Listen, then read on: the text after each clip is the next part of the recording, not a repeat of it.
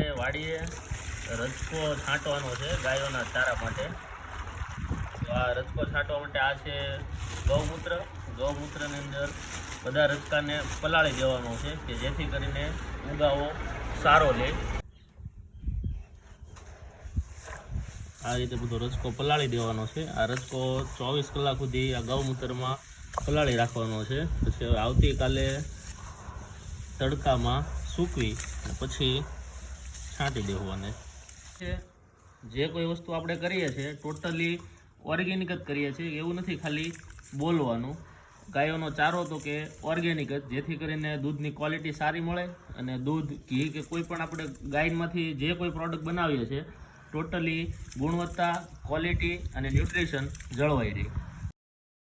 कृष्णाय वासुदेवाय हरये परमात्मने